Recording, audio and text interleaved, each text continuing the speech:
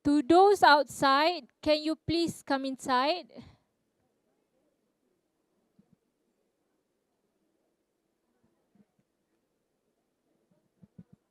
Okay, I start dululah sementara kita tunggu yang dekat luar masuk. Okay, now we're going to start our third session. This session titled Sustainable Practices and Consumer Behaviour. And this session will be moderated by this lovely lady. When you see her, you see kebun. When you see kebun, you see her. But she's not a farmer. She's our assistant director for Community Farming Unit. Let's welcome Miss Farah Ezzaty Abdull Aziz to the stage to start the session. Please welcome.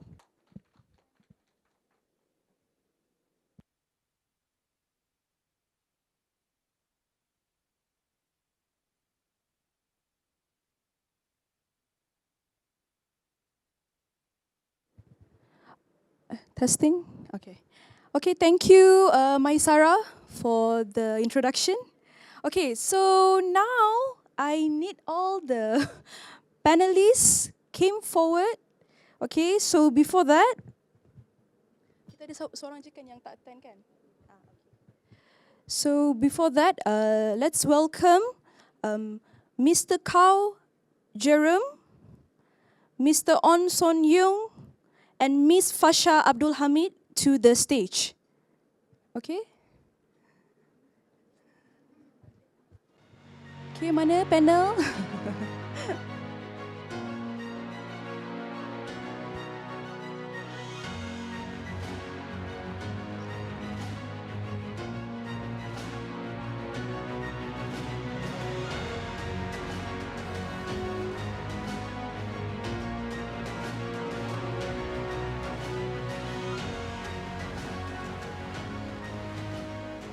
Okay, sebelum tu boleh tak semua bangun dulu? Semua bangun dulu. So I tengok audience macam penat, macam letih. Okay, let's all stand up. Let's all stand up. I'm like Mr. Anthony 2.0 now. Okay, now sit down. Stand up again. Okay, now sit down. I just nak tengok, semua. So this is the audience. Okay, so welcome everyone to today's panel session on sustainable practices and consumer behavior. So we are thrilled to have a compelling lineup of discussion with us who will share a valuable insight from their research and experience. Okay, so before we start the discussion, okay, I nak bagi brief sikit lah, okay, related to the topic. So, sustainability ini is no longer just a trend, okay? It's a standard consideration influencing consumer behavior. So, sustainable practices and consumer behavior are increasingly critical as we navigate the challenges of environmental degradation and also climate change.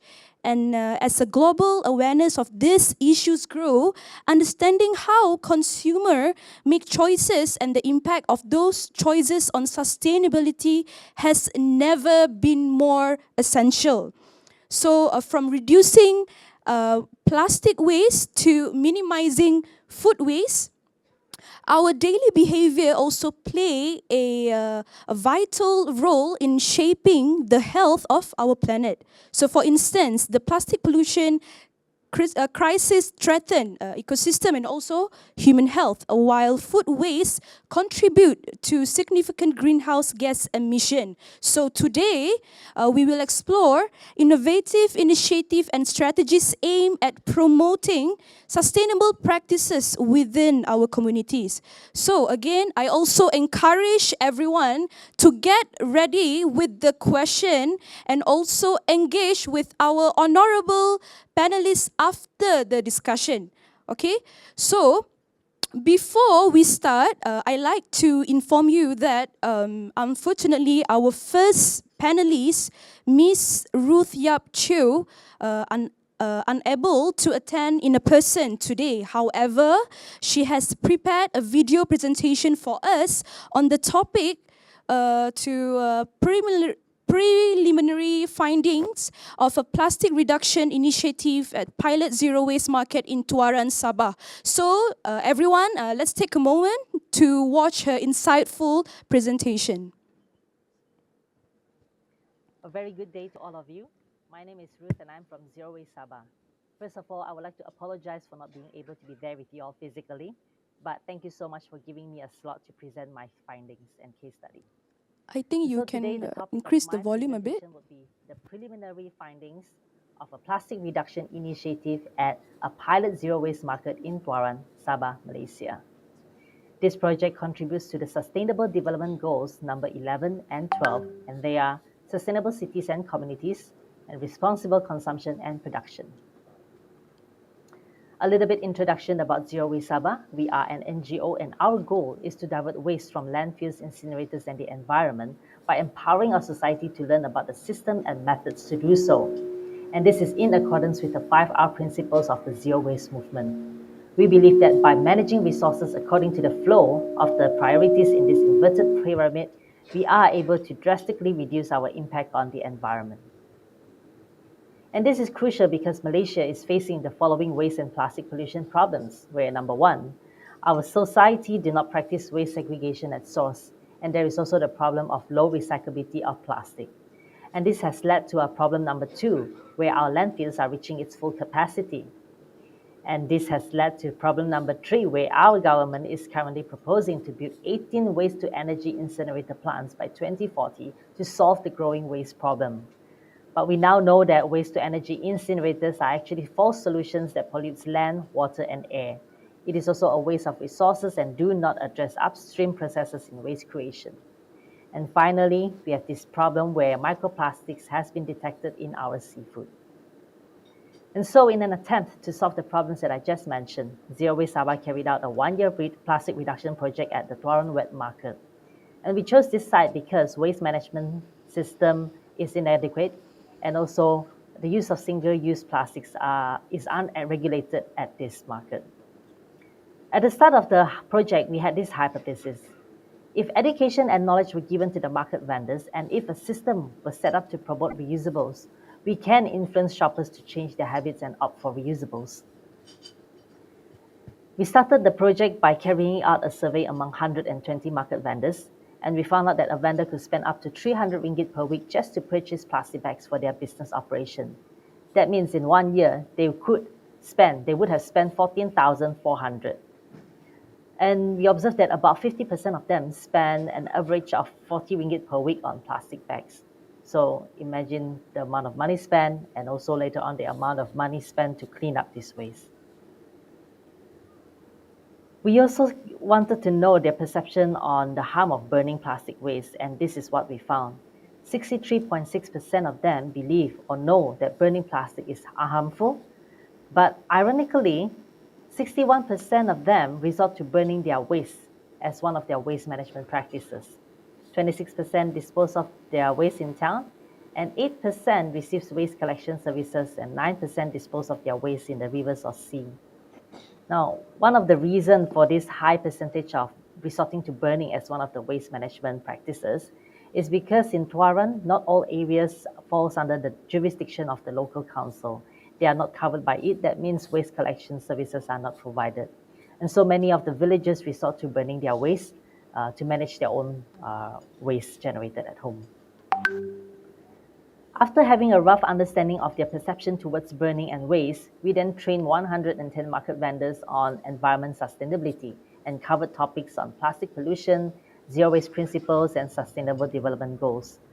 And in our post-cost assessment, there was an overall increase of 32.9% in their understanding and knowledge on the topics. We also put up educational signboards and posters around the market, and we supplied vendors with the Madani bags to promote to their customers, where a bag was sold by them to the customer for 2 ringgit, and if the customer wishes to return them in the next visit, they can get back a refundable deposit of 1 ringgit. As for the pail, we encourage the market goers to buy their seafood using pails, and even set up a pail rental services, which is managed by the fish management company. And so they can rent this pail for 5 ringgit and receive a refund of 4 ringgit if they wish to return it in their next visit. And here comes our findings and discussion. Even after we have given all the education, awareness, and also helping to set up a system, we found that there was still a very low adoption of reusable bags and pails at the market, where only 0.01% to 11% of the shoppers were observed to bring their reusable bags and pails to the market. And we also observed that the vendors still give out plastic bags. Now, note that not all vendors undergo our training, and so they would be this case where when customers bring their pails to the market, the fish market, the vendors still give out double layers of plastic bags. And for those vendors who had undergone our training, sometimes the customers still demand for a double layer of plastic bag. And so we find that there was no authority from given to these vendors to enforce customers to bring reusables or to stop giving out bags to their customers. And of course, vendors still very much depend on their customers for sales, so it wouldn't be a good thing to offend their customers by forcing their customers to bring those their reusable bags.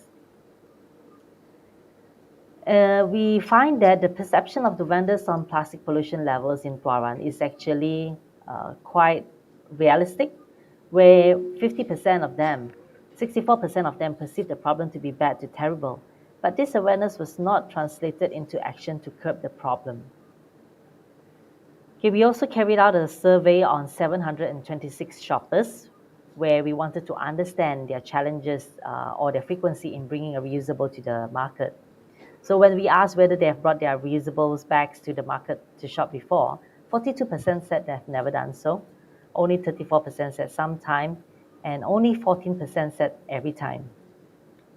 When we asked them what are their challenges in bringing their own bag, 21% attributes that to their own forgetfulness, 18.7% made unplanned purchases and therefore forget to bring their bags, 12.9% said they are lazy, 26% said they have no challenges, in fact.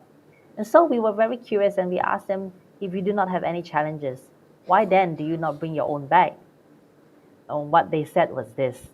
Some of them said that because there is no law, only then when there is a law, they will start bringing their own bag. And then some also said they blame the vendors who still give out plastic bags.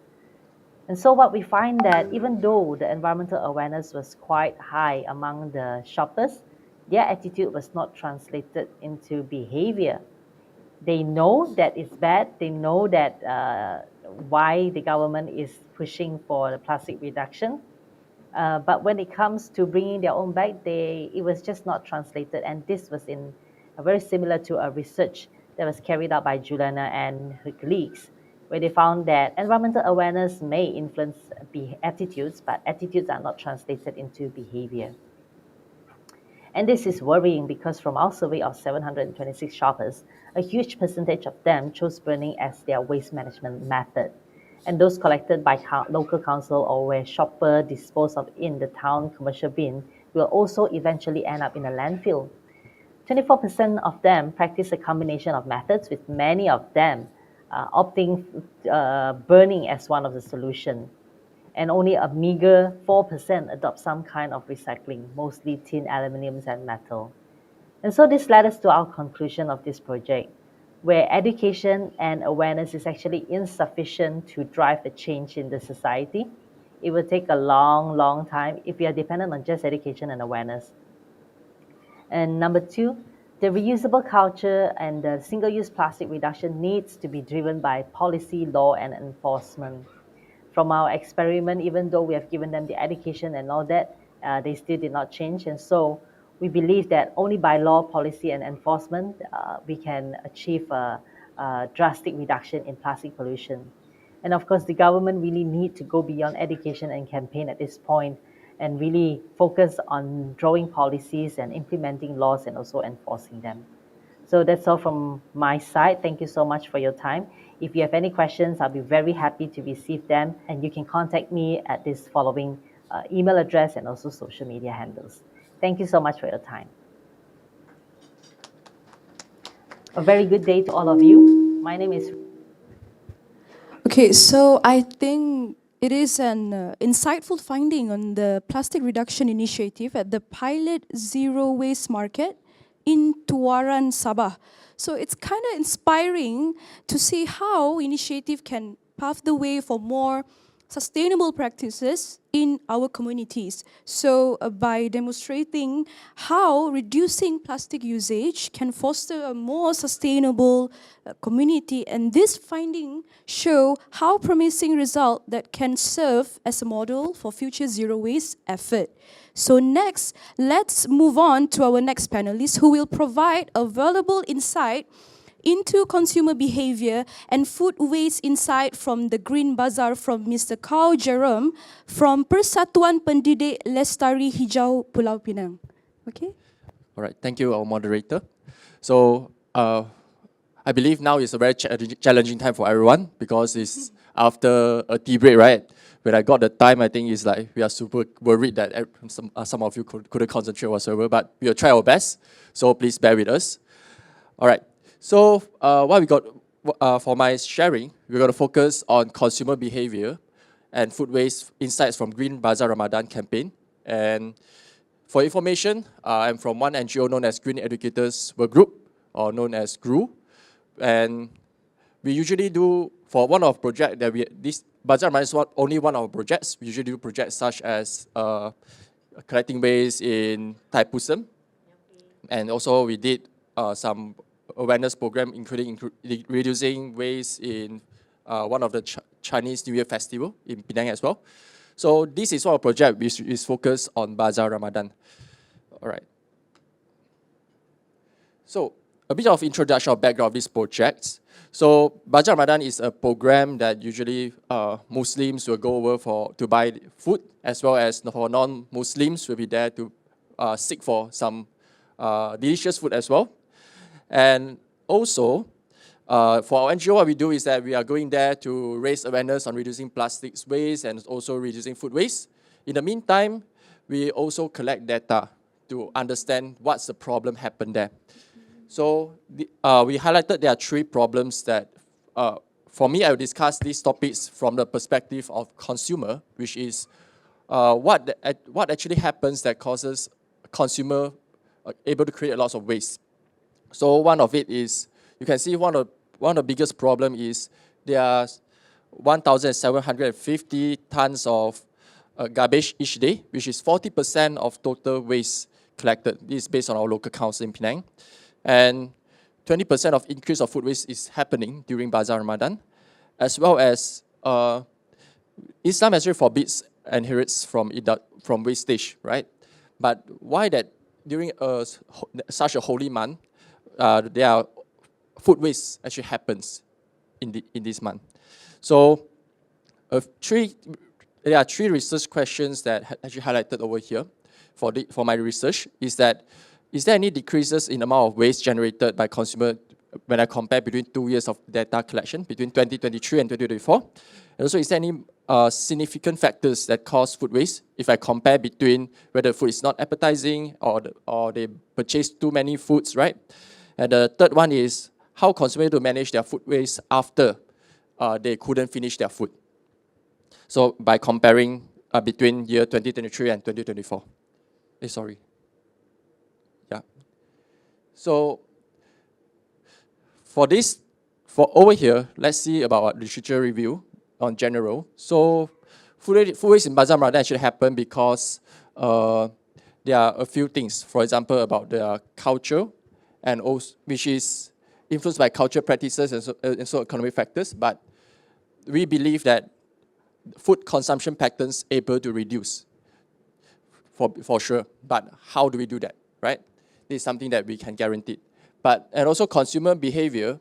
In this research, I will use theory of planned behavior and norm activation model to discuss on this. Consumer behavior change. So this is the model that I'm using, which is this is a model of what I use as I mentioned just now. So over here, when we see about attitudes, which means that it's more focusing on their personal belief, which is what is the attitude that they have when they go and buy food. Whether is that just because they just want to buy or whatever food they see, they just buy, or they believe that they buy because they want, that's all. Some people have such perception, right?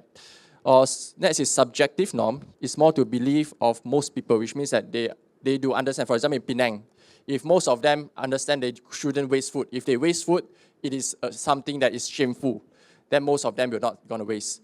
But now is that if you waste food as well, people wouldn't like go and say, why so you haram lah, what's something, they will go all such thing, right? So so for them, they will still continue to waste food. And perceived behavior control is more to consumer belief whether what they do actually able to solve the problems and so on. And last one is personal norms, which is more to their own usual behavior, which is that might change sometimes because of awareness and also some of their responsibility, which means, for example, they used to waste food, but after they have some other kind of responsibility, or they are like suddenly become an activist, they will need to change their behavior, right? So it can be a new personal norm that might lead to a behavior change in reducing food waste. So this is a research design where we collected 225 from consumers, and also for 2023 and 231 data from consumers in 2024. And all is done by our Grow Heroes, which is our volunteer group in our NGO. And next one is we use quantitative methods to collect data. So and this is the procedure that we use. All right, for these studies, there are some limitations. So first of all is we are using self-reported methods, so they might be not that as accurate in the sense of we couldn't see their feedback in the way of what we call qualitative kind of feedback. And it's not possible to perform observation measures because we are not in Bazaar Ramadan for like 12 hours, 3 or 4 hours sitting over there to see how they do. And also, we do plan to extend it. We just focus on Penang State only. Okay, so what's the finding of this research? First of all is there are no significant based on these two hypotheses, we actually found out that there are no significant, you can see that there are actually a statistically significant difference in proportion of food waste if you compare between 2024 and 2023, which means that you can see that most of them actually you can see the food waste reduce. You can see less than 1 kg, right? Their food waste actually reduce. And more than 2 kg actually is reduced as well, which means that they are very, very good sign that their food waste been reduced. And next is, if we compare between significant factors that cause food waste during Bazaar Ramadan, if it's compared between food is not appetizing or they purchase too much food, quite surprisingly is that the data collected is most of them say that the food is not appetizing, which means the food over there doesn't suit their taste. I think it's very challenging as well because in Bazaar Ramadan, for Muslim, I think when you go there, you couldn't taste the food, right? When you purchase food, you can only purchase based on the looking of the food, if they have more colors or looks nicer, right? But you couldn't taste it. So when you bought the food back, then suddenly the food is not appetizing, right? So it causes food waste. So, and third one is about how they manage their food. So if you compare over here, we can see that most of them you can see that most of them actually in 2023, most of them give foods to others. But in 2024, they start to change the trend, which is they start to throw away instead of giving to others. And also, if you see there are signs of, then there is something that I think is not that good.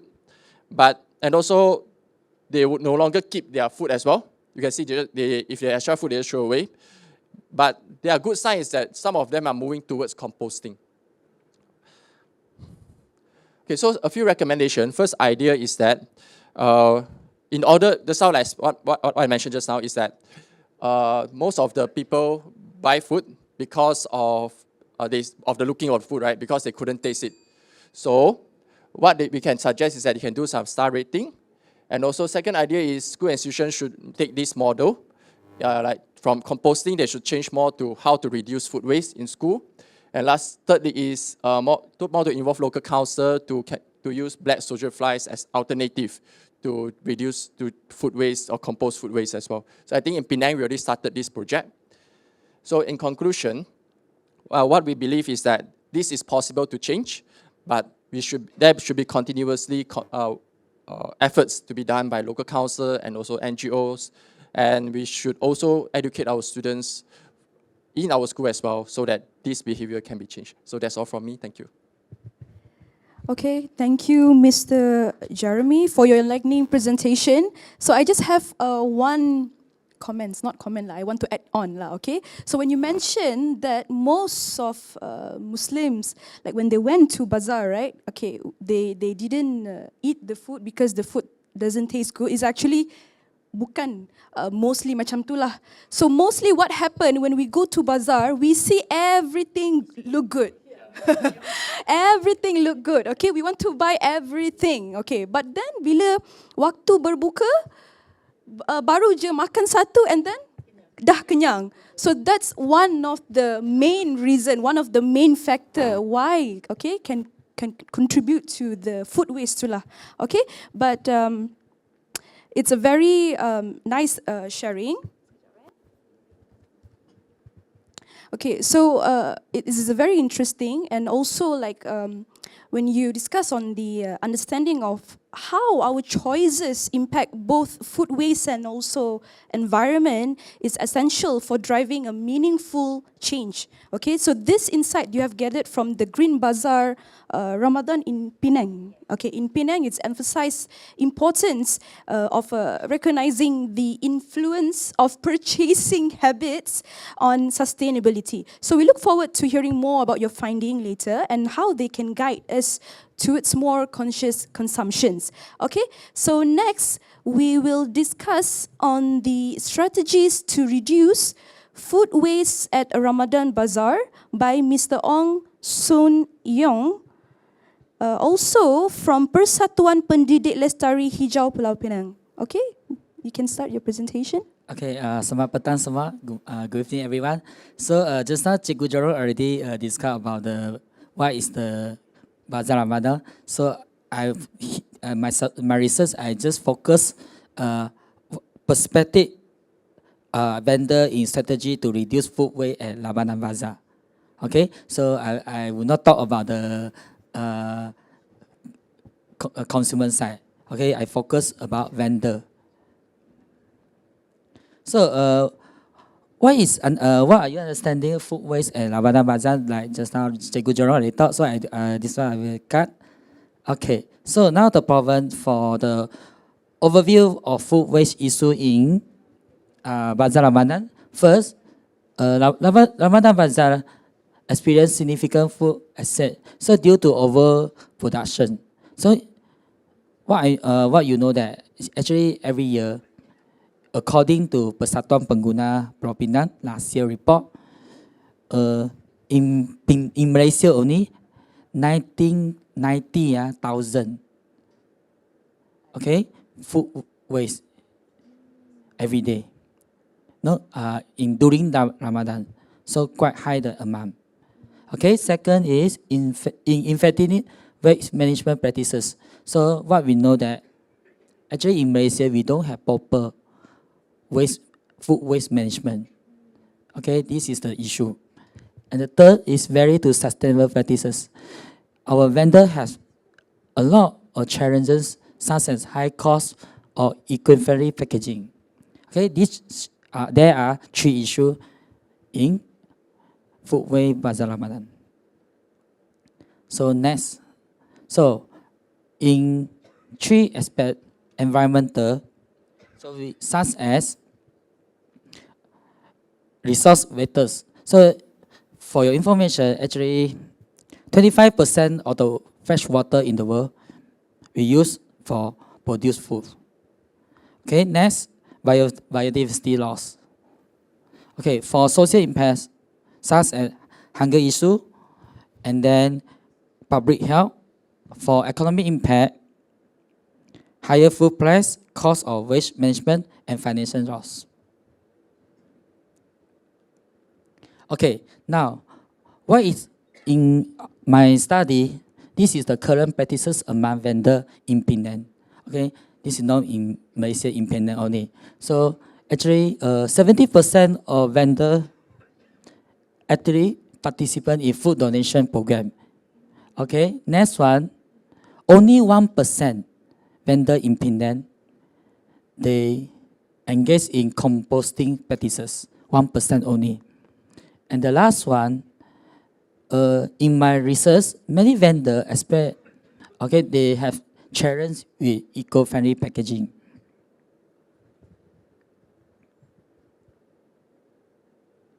Okay, for waste management, what is the challenge? Okay, number one is overproduction. Okay, many of vendors, they cannot estimate, okay, how much food they should produce one day. And the second, limited infrastructure for composting. Like just now what I say that in Malaysia, we don't have any proper waste management. I mean food waste. And the last one, financial barrier to sustainable practice. Okay, now I will discuss about what is the strategy for reduce food waste in Bazaar Ramadan. First one, food donation program. So in here, maybe we can collaboration with the NGO or food bank, so we can reduce distribution to those in need. Or maybe we can organize volunteers who can collect food for store, then we can donate to who are B40 family or single mother or single family. The next one, composting initiative. Okay, for this one is very important. Okay, maybe we can set up a proper composting system in Bazaar Ramadan in Malaysia. So we can turn organic waste into fertilizer or minimizing the amount of waste sent to landfill. This is second. And the next, eco-friendly packaging solution. So actually, our local government or our government can provide subsidy to vendor who support the eco-friendly packaging solution. Okay, for demand forecasting, okay, for my research, okay, we suggest that we can set out the app. I mean the food. I mean the vendor can use the app to monitor the food sales in real time to adjust their cooking and preparation. Okay, now I will discuss the role of policing and community engagement. Okay, why framework is very important? Because framework promote the sustainable practices and then incentive to vendor. Okay, we also can organize consumer awareness campaign. Okay, now I will discuss the research finding. Okay, the key finding from the study is around 70% of vendors at Ramadan Bazaar engage in food donation program. And then only 1% vendor, they utilize composting as a waste management strategy. And the last one, many vendors, they did not involve is eco-friendly packaging because due to high cost. So recommendation is, number one, enhance food donation program. So like just now I say, we can cooperation with the NGO or food bank to distribute food for those who need. And then the last one is promote the composting initiative. So we can set out a food waste composting system in Bazaar Ramadan. Okay, that's all for me. Okay, thank you, Mr. Ong, for your informative presentation. I think your practical recommendation and also your insight that you have been shared just now, right? It's creating more sustainable practices during the significant times. And I also like to emphasize that the strategies that you have outlined for reducing food waste during Ramadan are not just limited to this period. They can also be adapted for various markets throughout the year and also helping us in foster a culture of sustainability year-round. So we look forward to hearing more about how we can implement these strategies in our communities. Okay, so finally, we will reflect on sustainable practices for Ramadan Bazaars on lessons learned and future direction by Miss Fasya Abdull Hamid from Green Educators Workgroup. All right, thank you, Ms. Moderator. Okay, a very good afternoon to everyone. I'm Miss Fasya. I'm from Green Educators Workgroup. I'm also a teacher and a PhD student in USM.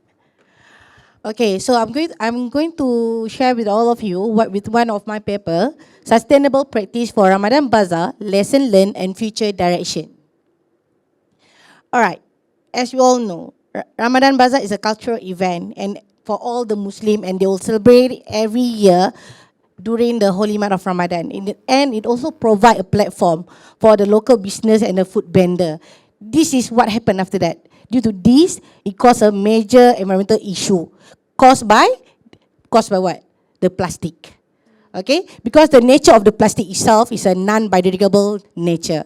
So that is why we need an urgent call for a sustainable alternative to minimize the use of single-use plastic and to create a more eco-friendly event. Okay, next. My paper objective will be assessing public willingness. All right, okay, thank you. All right, assessing public willingness for sustainable practice, identify barriers to adoption of this sustainable practice, sustainable solution, measuring awareness environmental issue among attendees, the participants. All right, the research question will be, what will be the sustainable practice strategy that effectively can eliminate the single-use plastic at Ramadan Bazaar? It looks impossible, right? Okay, the next question. What are the key barriers and public perception that influence the adoption of recyclable and reusable alternative? So, we all know this is not a new issue. It's a common issue, not just happen in Penang, all the state. So, it's a continuous issue, never stop. That's why there are research happen on environmental concern with single-use plastic, existing sustainable practice in culture event. All this research have done, but why the issue never stop? All right, let us look. All right, my conceptual framework are looking through these few concept: public support and awareness, barrier to adoption, vendor engagement, government and community involvement, behavior change. Is it all of these concepts are related to each other? All right. Let us look. Okay, before that, my research is more to quantitative data, and it's a cross-sectional survey design. My data is based on the 2023 survey.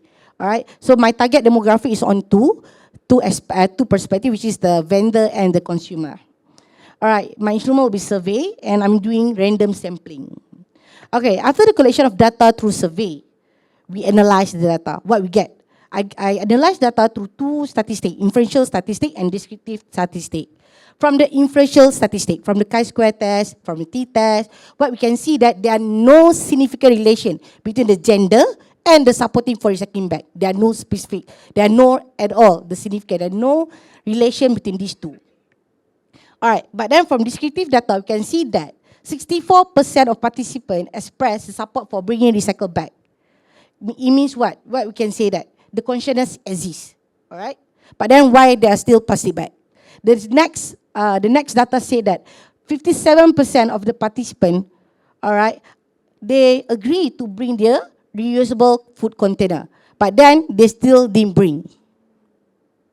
All right, because of this is the reason they gave us during the survey. The barrier to the adoption of sustainable practice. There are reasons like laziness, not own recycled bag, not own reusable food container. They are very inconvenience of bringing recycled bag or food container itself. Based on this pie chart, what is the main barrier? What is the significant barrier that we can see here? The highest percentage lies on the inconvenience of bringing one. Inconvenience of bringing their own recycle bag and the food container. All right. So from the research findings, the 64% just now that support to bring the recycle bag. It shows that the high level of support signal a positive shift in consumer attitude towards environment. Yeah, they have the attitude. But then did they do it? All right, the second one, 57% of the participant, the consumer, is actually agree to bring their own food container. It shows what? A positive attitude towards reducing plastic waste. Just now, the barrier to adoption, all right, the highest percentage on what? The behavior and the perceived inconvenience. There are significant barrier to adopt sustainable practice. And last is the gender. As usual, gender is not related at all with the plastic waste. All right, conclusion based on my research. Not yet the conclusion for this thing, all right. Environmentally impact, single-use plastic at Ramadan Bazaar cause significant environmental harm. Yeah, it is. Public awareness, we can see from the survey, they all said they support the sustainable practice, support the sustainable alternative that made by government, by NGOs, by stakeholders. They are growing awareness and willingness to use all the alternative. But at the same time, there is a barrier to change, like laziness, inconvenience, not own one. There are so many reasons given. Okay, so we can see they are supporting, but then they have difficult in the awareness into consistent behavior. So what we can do? So we can coordinate a sustainable practice strategy that can eliminate single-use plastic. This is just a recommendation by giving reward to the consumer who bring their own food container. All right, by cutting down a bit price of the food they bought in the Bazaar Ramadan. Or we can improve convenience. Just now they said they forgot they are very inconvenient of bringing the recycle bag together because they have many kids to bring together. So why not, if they cannot bring, we provide them the reusable bag or container through a deposit return system. Mean they just like borrow, then they return back. Okay? Raise awareness. That is what we did. That is what we did. This conference create awareness among us. All right, engage vendor. Yeah, vendor is a must. We need to engage with the vendor.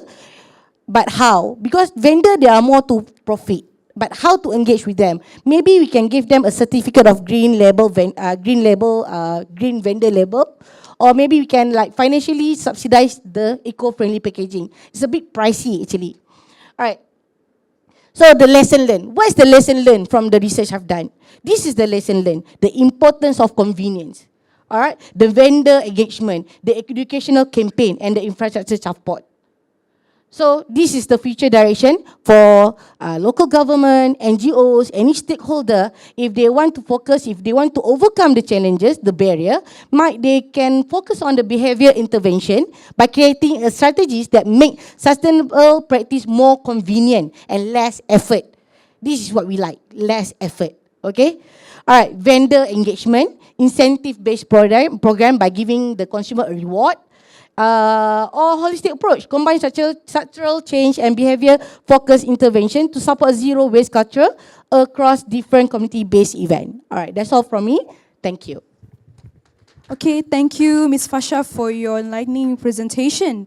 So your reflection on the lesson learned and future direction provide us more valuable guidance as we work to implement sustainable practices in our commitment.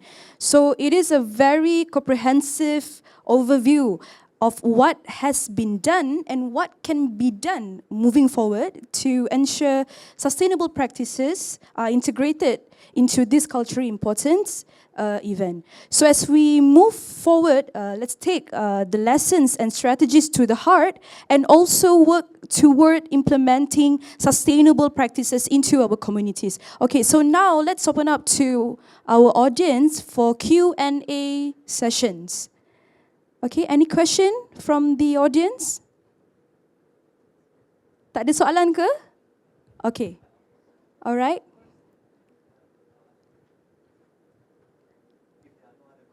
Okay. You can. you can, Dr. Ken. We double act, yeah. Okay. What was I going to ask? Yeah, I don't know if I missed it or not, but I was wondering, the idea of this bazaar thing, right? So sustainable usage and environmental awareness is one thing. Yeah, cannot. That's yeah, but what I had in mind was the economic logic of it. I think it's not only so much cultural and religious, or cultural, let's not say religious, let's say cultural. It's also the economic logic of it. As in, when you do business, I think, right? I'm not sure, maybe you can share your engagements with the vendors. You would want to produce the most at the most minimum price. That's the logic of business, right? And capitalism. So you want to go for very cheap goods produced at very economical prices. Lagi lah, Penang, right? Penang, if you don't offer cheap things, people don't buy. Yeah, they're very picky and choosy. I'm also from Penang. I know. So yeah, the spending power might not be there. So that's the logic. So unless that changes, then maybe that bigger framework, right, will be quite challenging also. But I was also wondering, so this idea of this economic logic, right, extends to other festivals and also occasions as well. For example, like Christmas. Christmas has moved beyond a religious thing to a economic thing already. When Christmas comes, any occasion comes, you know, we have this concept of carnival. You know, carnival, we must spend. So I don't know if it's because of that, and how do you change that in a bigger economic structure and believe that, you know, we need to spend more at the most affordable prices and do business at the most cheapest cost possible. So I don't know if that would. What about other countries? Is Bazaar the phenomenon like only peculiar in Malaysia? How about Indonesia, the Middle East? You know, are we the only ones eating so much and buying so much? For example, yeah. Thank you. All right, allow me to answer in both bahasa. Okay, so regarding the profit, all right, actually not just vendor, the consumer itself. Vendor, they are looking for profit. Consumer, satisfaction, right? So because of these two, this is what happened. We need to have a conference. We need go for campaign. We talk, we never walk with it. So it's a sacrifice. We need to choose either one. We cannot have both. What happened now? Because we need both, but we cannot have one. It's a reality. So if vendor, okay, this is for government. If they really want to help the vendor, they can finally subsidize them with something else. All right. So to increase, not to increase the burden, to lower the burden for the vendor aspect. For the satisfaction, I think consumer itself, as my friend just now, we are explaining on the behavior change. I think that is what we need now. We cannot always provide them with a food container. We cannot always say that you cannot use single-use plastic. You see what happened in the supermarket now. They said, okay, whoever need plastic need to pay for 50 cents. Me, myself, sometimes lah. Too many things. I forgot to bring my bag. Okay lah, 50 cents. But then before that, I look around. Oh, nobody see. You see? Forgetful. Even maybe a bit old lah, forgetful. And a bit inconvenience. You see, we want to bring the recycle bag together. Sometimes you see got lost child also sometimes. Child pun tak dibawa. Like that. So I think maybe we need one system that can improve convenience. If we can create a system that less effort, more convenience, I think everyone will participate willingly. No need to do campaign anymore. We don't have to come here and for conference for plastic. Just now I make fun with my friends like while eating lah. You see plastic didn't do anything.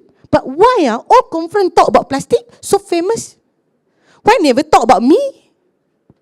I make jokes in that way. Why?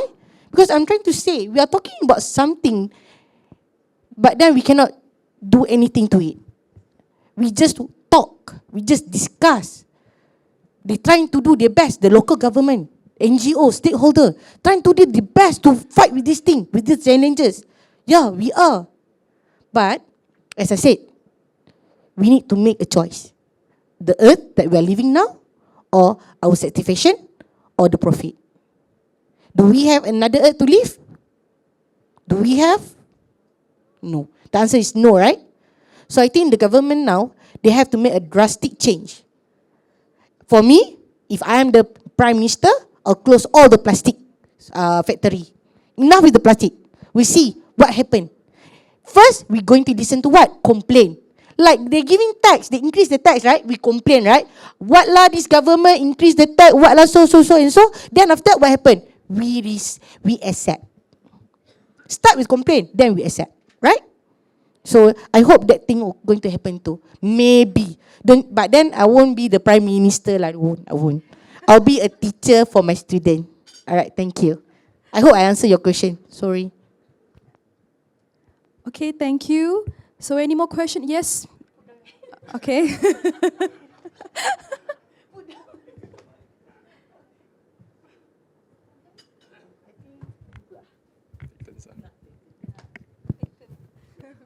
Where can is be? During lunch, I was sharing with Datuk Seri Rohani. I was asked by a journalist from, I think, Malay Mail, what was my thought regarding the Ramadan Bazaar waste. So I told him that I know of a hotel that started having Ramadan Bazaar.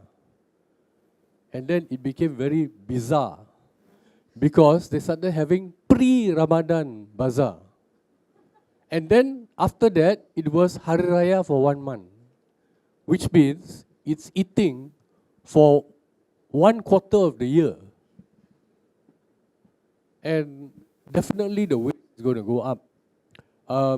The thing about plastic bags, my wife and I adopted this thing about not taking a plastic bag from the shopping centers for a very long time already.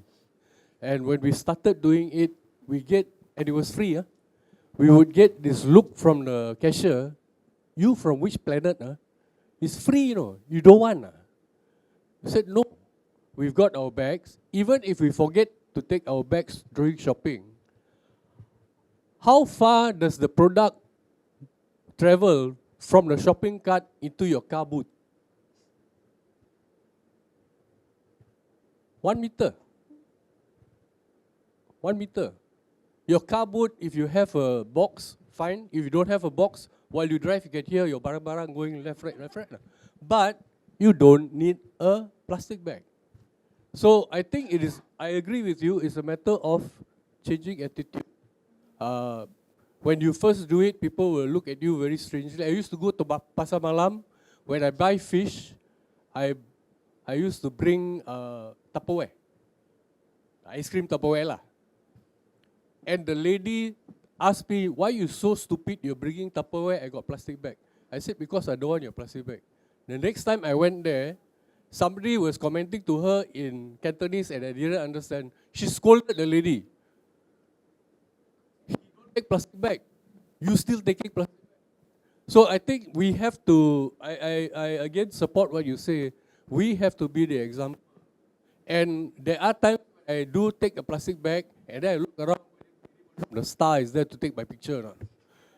So it's difficult, but not impossible. Thank you. Okay, thank you, Mr. Anthony. Next question. It's not really a question. I'm Suraya from Purple Lily. Actually, just sharing. Maybe this is from my old time when I was young. Okay, when I was young, we used to use recycle pad, guna kain waktu period. Sebab ada 5 orang perempuan dalam family kita, 6 termasuk mak. So bapa kerja biasa-biasalah. So cannot afford.